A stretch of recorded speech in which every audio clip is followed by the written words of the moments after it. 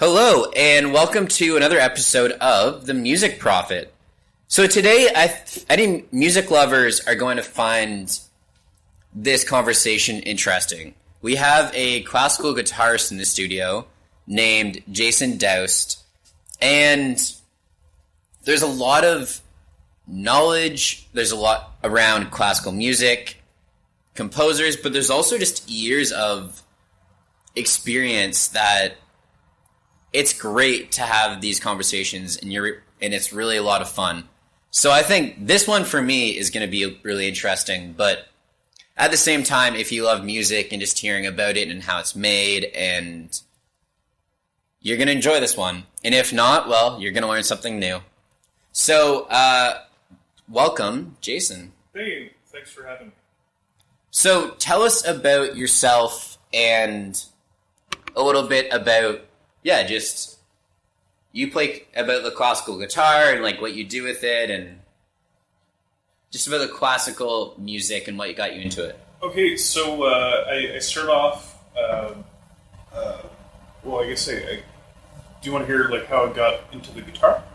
Yeah, why not? Okay, yeah, I got my first guitar when I was 12, and was really into like Black Sabbath and hard rock, stuff like that.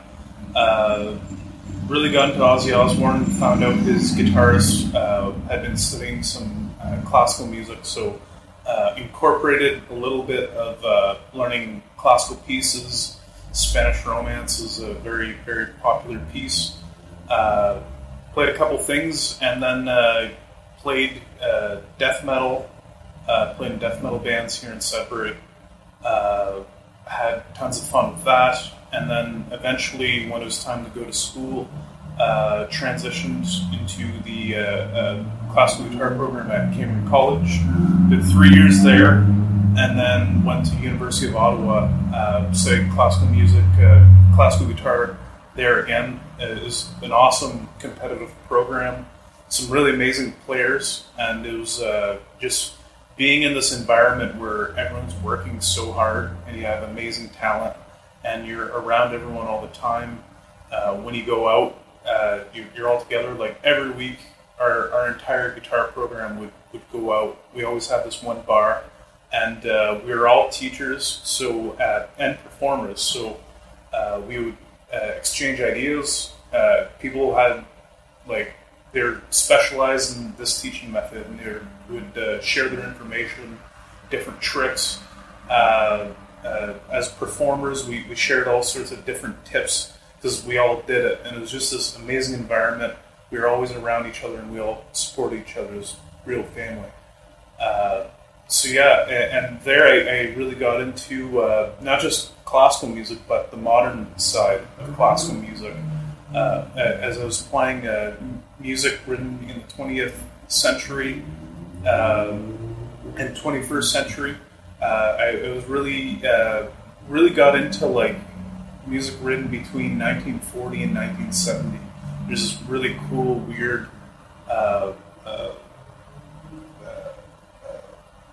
experimental phase that music went, where it's not necessarily in keys, very 12-tone, free tone kind of stuff, and really enjoyed playing stuff like that. And then once I finished school, well, then you're thrown to the workforce, and you got to figure out what you're going to do. So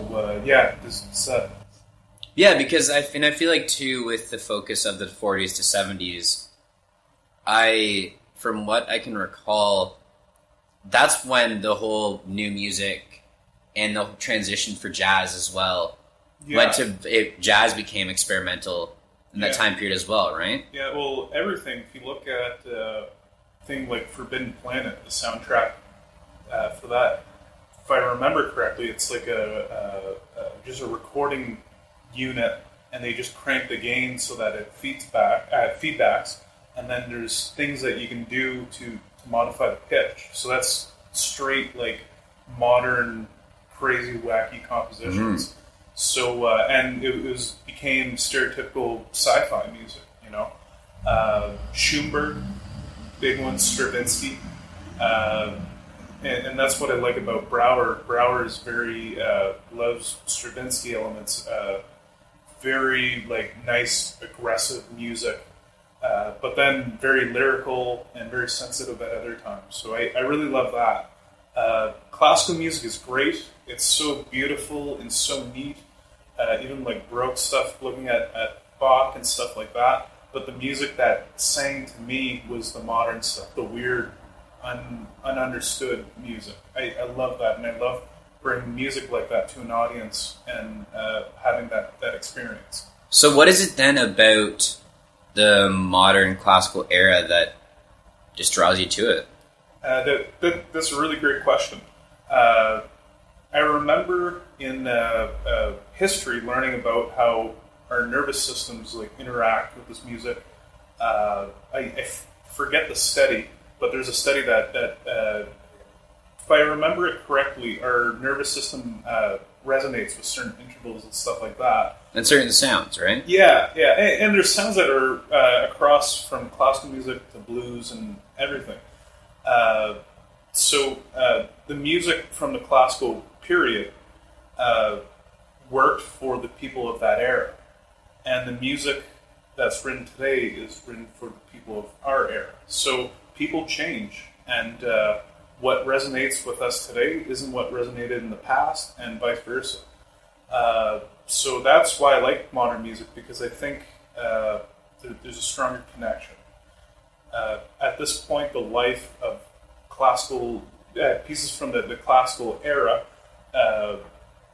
they live through interpretations, and like, you know, someone finds a new flavor on it or something like that. Seeing we're lucky enough to have the GFA winners playing here every year, and often they're playing all these very pieces that have been played for a long period of time. They just bring like a new flavor to it, which is neat. But I like, you know, it's cool when you're like the first person to play it, and you get to dictate how this is played.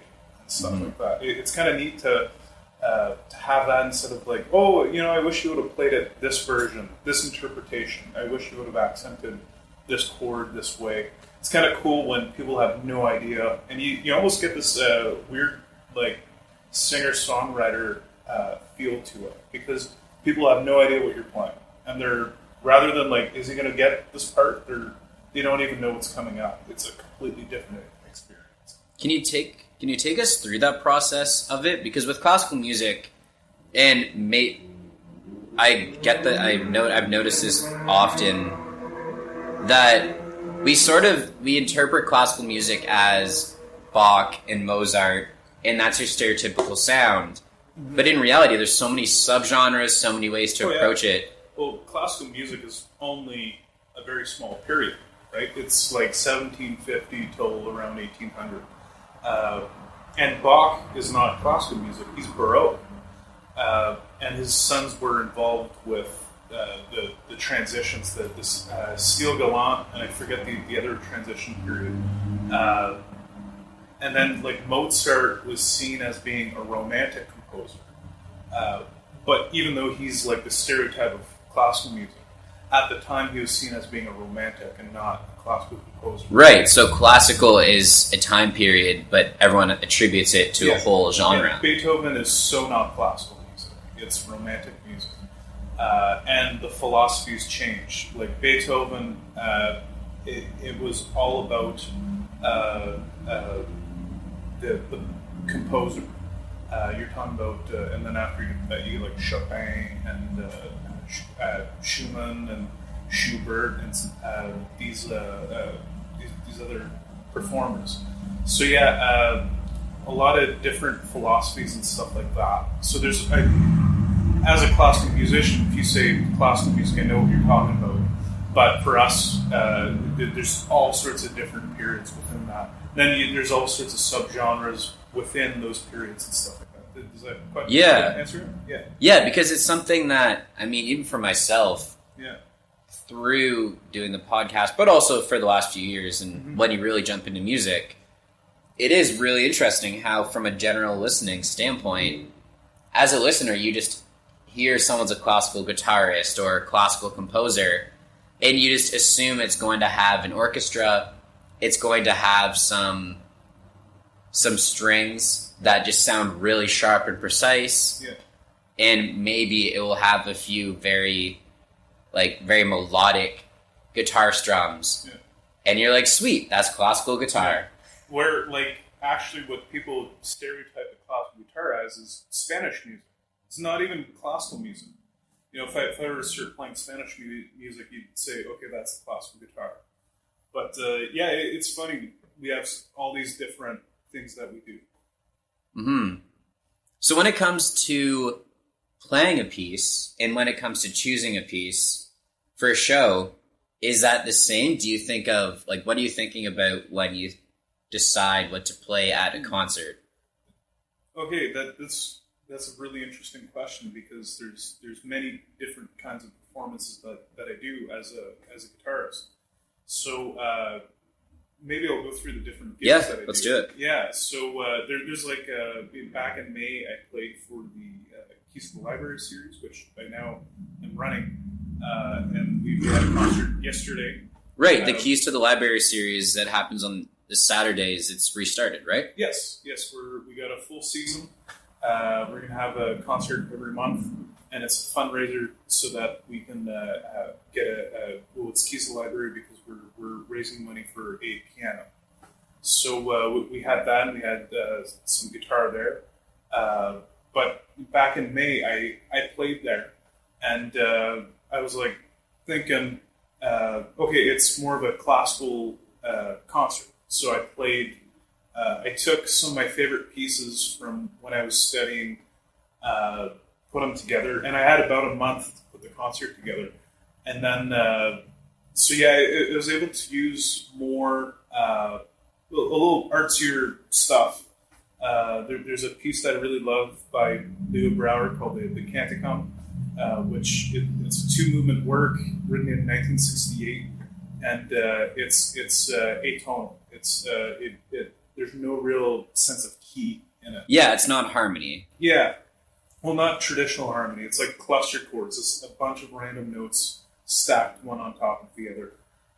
And like, as much as they're random notes, there's a method to his madness. Mm-hmm. But that piece is awesome for that sort of a setting. But if I'm playing in a bar, like this project that I've been pushing, that probably would not work. Although I've kind of, I've decided, like, you know what, let's go for it, I've tried that piece in a bar, and if there's the right mood, it works. But if you're playing before comedians or a metal band, as it often happens, I often try to use something more contemporary, something maybe a little more relevant. So that's where these video game arrangements come in. And I'll always get someone kind of approach me and like, oh, was that The Last of Us, or was that Diablo, or whatever it was? So that's where that sort of repertoire comes in. Because it's a little more refined arrangements that suit the sound that I'm chasing, this bigger, fuller sound. And I'm using effects in that situation, so I can do different things. I'll do improvs, stuff like that. Just kind of improvise for 5-10 minutes, something like that. And with the access to something like delay or a synth pedal, I can kind of experiment, or a looper, like a loop station. And sometimes I can solo over something. And then you get gigs like a wedding, so where you're playing like Here Comes the Bride, Canon D, all your classic pieces, and then which is a completely different set. And then background music is quite similar to that, but then background music, a little bit different of an environment again. Play like jazz standards and stuff like that. Right. So you're almost you pick and choose based on the environment, and just sort of the same way as any other musician would. And then if you're playing like in a musical, like I've had to do, it's handed to you, and you got a month to learn it. It's all often every song's a different style. You just got to be able to do it. So all sorts of different types of preparation for different gigs. Is there a lot of freedom in that? Like, especially when it comes to learning and setting up shows, is there a lot of freedom in the pieces you can choose, or do you find that it's restricted and there's only a few set composers that people know and that you have to do as a crowd pleaser? Depends on the gig. Bar gigs, I can do whatever I want. A wedding, there's ways around it. Like there's certain moods you don't want to use. You wouldn't want something too sad for a wedding. Of course not. Yeah. So it's things like that, and it's funny. Like I've definitely like gotten ready for gigs, and like you got a million different gigs going on at once. So the more things you can play for all of them, the easier your preparation is. So sometimes you can figure out, or like this chord isn't going to work well in this environment. So sometimes I'll change the composition a little bit, which is of course frowned upon in classical music, but when you're working a gig, it's a little bit different. So sometimes I've had to modify compositions to make them work. Sometimes it's like the beginning of the piece doesn't work, or you'll cut the beginning or something like that. But that's also where their creativity comes in, right? Because Absolutely. A lot of the great musicians are able to take a piece, add their own spin on it, and make it timeless. Yeah, and show themselves through the music. That's what I find interesting, is seeing what the person has to say. Even and I feel in classical music, there's the same thing. Like there's a lot of scrutiny, how precise it is, how clean, what the decisions the person made. But I love hearing the voice of the musician. I think that's very important, to have that individual in it. It's not to forget, like sometimes it's okay to break rules to bring yourself out. You've also mentioned that your background did start with like Ozzy Osbourne, right? And one of his guitarists, his first guitarist, was Randy Rhoads, who passed away at a really young age, unfortunately. And there were talks that he was actually going to leave the band to study, to get his undergrad, and he wanted to get his master's degree. And I really got interested in this music before doing my post-secondary studies, but also during my studies, because I studied a lot of the same pieces that he did. There's a very popular set called 12 Simple Preludes by Leo Brouwer, composer that I brought up earlier. So he was a very important composer, and Randy Rhoads was learning those pieces because if you look at the second album, there's hints of it everywhere. In the song Flying High Again, one of the licks is stolen from those pieces, and stolen in a great way. I think it's great that he made the connection between this Cuban music and heavy metal. And then there's the famous story of Diary of a Madman that he used. It's called Etude 6 from Leo Brouwer, and he just changed the arpeggio in it. And he created this amazing Gothic sound, which is a character that's throughout that second album. It's very dark, rich. All the chords that he's using were coming from this etude. It's almost note for note the first section of Etude 6. So I got into that and started making all these connections between rock and roll and classical music, and then how can I implement that into my own playing. So then, and you've mentioned before the show, you sort of joked about the French death metal band. Oh, yeah. So how did you connect classical guitar and the very technical details that come with that to the death metal? Well, that was far before. So back when I was playing playing metal, I was in high school, and I started getting into bands like Lamb of God, stuff like that, and formed a metal band at my French Catholic high school, which went over so well. It was great because they didn't know how to deal with mosh pits and stuff like that, which we got a few of. And yeah, we got into a lot of trouble because, and like the topics of the songs were death metal topics, it's things like heartbreaks and suicide and, Yeah, things that I imagine a Catholic school board wouldn't be a fan of. Yeah. So it was funny. They didn't like us very much, our music teacher was great. She gave us as much room as she could, but they didn't like having death metal played at their school concerts, which is great. But that led into another band, which I played in, and we played around town a little bit. But then I got into the classical music. Yeah, and now you also teach classical, right? Yeah, well, when you're a guitar teacher, you got to be able to teach everything. So whatever song someone wants to learn, I get so many requests from country to classical to metal to pop. You got to be able to do everything, and you got to be able to do everything right on the spot. So yeah, my job is it's crazy. You're teaching like Malmsteen licks, and then you're teaching Smoke on the Water, and then you're teaching classical method and stuff.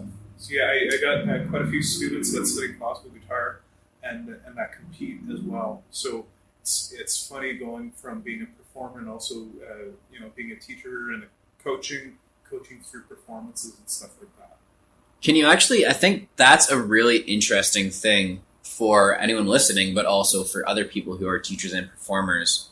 How do you make that switch, and how do you balance going from performing on stage and then all of a sudden going off stage and a few hours later having to teach someone what to do? Well, I remember a couple years ago, we had our recitals during the summer, and immediately after the recitals, I had to go play at Bell Park, and it was, you're sitting there coaching 6-year-olds how to go up, bow, and remember their music, and you got to make all these judgment calls, like how prepared are they, and oh no, that's really good, Timmy. Oh no, just there's like all this problem solving, because you don't want a student to be alarmed. And you need to be aware of where their challenges are and making sure they're as prepared as possible. And they usually do amazing, right?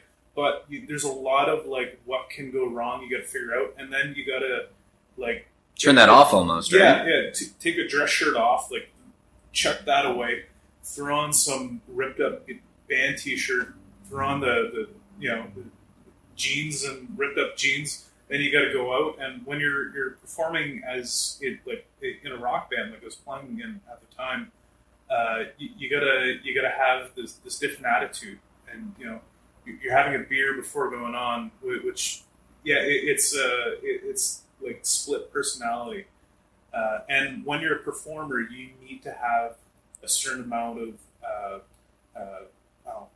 I don't know if ego's the right word. You gotta have confidence, maybe. Yeah, you gotta have confidence. You gotta feel like if you're up there and you're not convincing people that you belong there, they're not going to listen. So, which is a completely different personality from teaching, where you need to be very sensitive to the situation. It's cool you mentioned that. So can you? And when it's actually, I think it's really cool you mentioned that you have to have a bit of that ego, and I deserve this stage and not you type of personality. And so when you started, like, what are some tricks, or what sort of mindset tricks do you have that help you get into that thought? Fake it till you make it. That's a big one. Well, being a big Aussie fan, I always viewed a performance. It's not so much that I'm up there and you're not. It's, for me, it's I'm up here and I know what I'm doing. I want you to know that I know what I'm doing. I'm especially the gig that I'm working on. It's very kind of meditative and all about the room. So when you're performing, you need to convince your audience that you know what you're doing, and you need to convince them to mentally come on for the journey. They talk about this in comedy. Comedy does that. Really good comedians allow people, this is a Joe Rogan quote, really good comedians allow, convince the audience to let the comedian think for them. And they bring them into all these different places. I guess you kind of got to do that with sound. You gotta convince people to come for that ride and to see where it goes. Right, almost because when you think almost kind of like having that really strong opening riff. Yeah. When you go to a rock concert and you need a strong song to start off. So you need to let your audience. You got to punch them in the face, and not metaphorically, of course. Yeah. But you gotta when that first song ends, people gotta go like, "Oh wow, okay." I'm glad I'm here. Yeah. So you gotta let everyone know that you're there and you know exactly what you're doing, and then you reel them in. Is there an element of performing that you find, because you've done all genres, right? So is there? I've done a lot. Yeah, you've done quite a bit. Yeah. So is there a certain style or genre that you prefer to play live? That's really interesting. I think the further I'm getting, and where I am, music changes for me all the time. I think I've learned to appreciate all of them for what they are. And that's an outlook that I try to have on music, rather than having a favorite. Just trying to understand what the music is trying to do, and trying to respect that. As if I'm listening to another musician, just trying to get what they're doing and why they're doing it, and just really enjoy what they do, rather than whether I like it or not. And it's the same thing for performing. I love all different kinds of performances. So it's fun playing classical music because I find it so difficult, and it takes so much practice, and it's so scrutinized. But whenever you succeed it and you do well, it's such a rush. But then with a rock band, you can really you can screw different. Up as well. Yeah, and it's not about playing note for note. And I had trouble with that when I started, because I was so used to this different way of performing. And it's you're also with a band, and you're with your friends, and you're going up and you're celebrating together on stage. And if the crowd gets into it, it becomes this completely different thing. And I probably have also different personalities.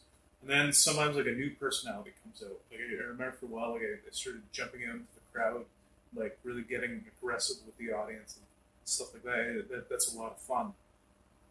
Right. It almost reminds me of, I spoke with Sean Cosmo in one of the fourth or fifth episode of this show.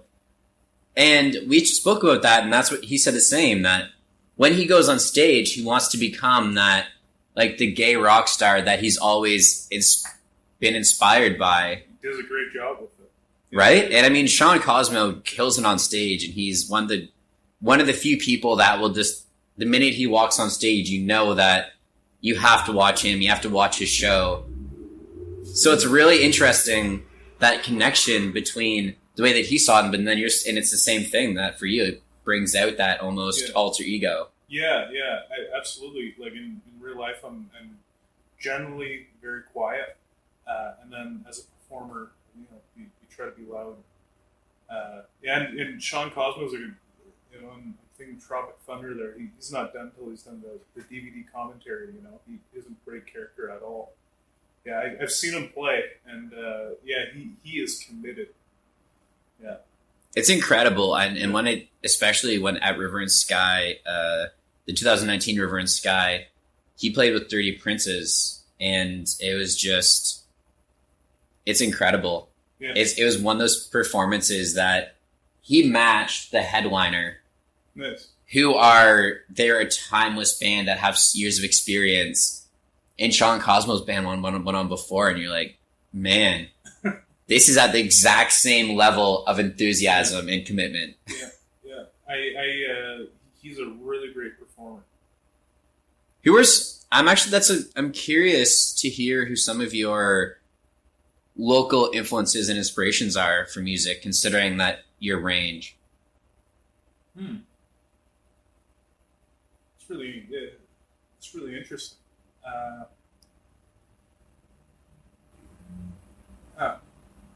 Local, well, I guess there'd be the classical guys in town. I studied at Cambrian, so Matt Gould's an influence there.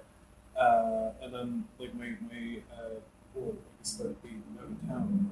A lot of my influences tend to come like off the internet. There have been some performers that have come in that do something more along the lines that I do. I played with a really wicked cellist from, I think he's from London, Alder Nash. We played in December. And then there's also Vinu was playing on that bill. And it was great because he was like an audio engineering guy. And then Gabriel from Vinu was a classical pianist who did electronic music. And we kind of had all these like cool, weird mixes of like classical instrument and modern music. So something like that really influenced me. Mm-hmm. And I remember we were shooting different ideas, and it was things like that. I don't know if there's too many... in video game soundtracks, it seems like that's also, which is an odd inspiration, but video game soundtracks seem to be your thing too. Yes. That's I don't know exactly how that happened. It's over a couple years of fascination with video games. But at the time, I wasn't the biggest gamer either. But I started finding it really interesting how the video game music industry grew, and a lot of classic tracks. It's not like today. Today in video game music, it's all doctors and people with their PhD in composition, writing music. For the most part, there's a lot of really amazing indie stuff too. Thinking Supergiant Games is a developer that they've got their own composer, and he's doing everything on like shoestring budget. His sound booth is his closet. I forget his name, but he won an award for best soundtrack 1 year. Well, and even with GTA, for the majority of the series, they have it's done by Ono. Okay. Who's related to a jazz producer called Madlib. But these two, it's a lot of the Grand Theft Auto soundtracks are done by a jazz/hip hop producer who's given those. So you're right, like there is a lot of talent within that. Yeah. And looking at Diablo, Matt Human was a rock musician who had piano lessons as a kid, and that's all his theory background. And from what I understand of him, he's very he knows a lot about the engineering side. The way he talks about instruments, he loves specific instruments because they're something absolutely unique about like how that instrument was designed. Did a little interview for Hob when Hob kind of came out.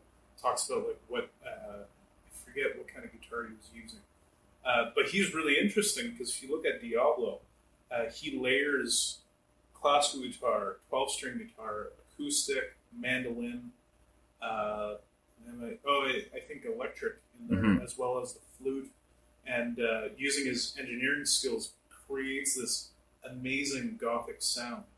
And he's doesn't have years and years of schooling. He's very clever with what he's got. And someone asked him, like, how did you get your job? He said, drop off resumes and harass your employer until they hire you. And like, this isn't a guy that got on for having a huge hit. He got on with Blizzard before Blizzard was Blizzard. And then he just ended up popping in and writing all these amazing tracks. The other part that we haven't touched on that I think would be really interesting for myself, but also for people listening, is looking at the teaching side of it. Because with what you do and with the classical guitar, the way that you teach guitar to almost 50 to 60 people a week, you said, right? Yeah, it's, well, school just started, and I'm already up to 50 students. So I'm expecting that to hit, 60, 65 before I got to start saying no. And that's every week, right? Oh, yeah. Yeah, and you got to prep all those lessons. And I'm often working from 9 o'clock in the morning till 9 o'clock at night. So, yeah,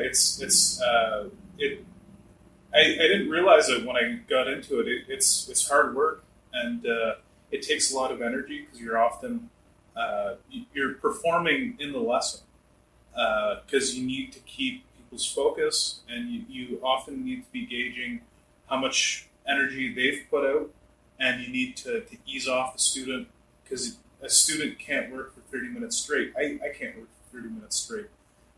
So I need to gauge how their focus is. And often I'm working with young children. I've got a student right now that's 4, and it's a completely different ballgame. It's not like, hey, do this, do that. It's like this student can't even look you in the eye right now, and the student went from saying 3 words in 3 lessons to completely opening up 1 lesson, and now I can get the ball rolling. And so not only is it a lot of people to teach, it's a lot of different personalities, and you need to relate with every single one of these people to get them to experience the guitar and to get them able to learn it. Mm-hmm. So yeah, it's a lot of, you got to make a lot of calls all the time. And you're giving back, I feel like, too, at that point. I hope so. It's very rewarding for me to see, like I had a student make provincials last Kiwanis. And good for you, man. It was great. Yeah, it was a lot of fun. And it's fun being a coach. I never would have thought I'd enjoy it the way that I do. But it's actually, I end up discovering that I love teaching as much as I do performing. And that was a huge realization for me. And like doing concerts and watching students perform, I almost get the same rush. So you're just watching everything. You're if something goes wrong, geez, what could I have done? Or whenever the student rises to the occasion, it's a ton of fun to see them have success. And whenever they have success, it is all their work. They put it together and they rose to the occasion. Yeah, because you went through that yourself individually, but then now you're able to, and you know how that felt, so you're now able to watch other students hit that same peak, and you know exactly how they're feeling. Exactly, and whether they end up being musicians themselves or whatever they study in, I think that those skills and being faced with challenges like that, challenges where you're graded, you're competing, and like learning how to deal with those situations, I think that's really important. And some of these kids are 6, as young as 6, as old as 18, and being able to do that, before you go doing whatever you end up studying. I think it's important to be able to understand what challenges like this are and knowing that pressure. And I hope that my students have that, and it helps them in their lives. Right. And I think that's a really good way to wrap things up. I mean, we've covered quite a bit, and it's a really good way to go out, I think. So thank you for listening. And before you go, tell us where we can find you online, Jason. I will have a Facebook page that I'm working on. I'm working on all my social media stuff. It will be out shortly. If you want to get a hold of me, just get a hold of my personal Facebook page, Jason Daoust, Daoust, and just contact me there. Thanks for coming on, Jason. Thanks for having me. Yeah, it was a lot of fun, and you can catch and listen next time for what we have next, and we'll see you next time on The Music Prophet.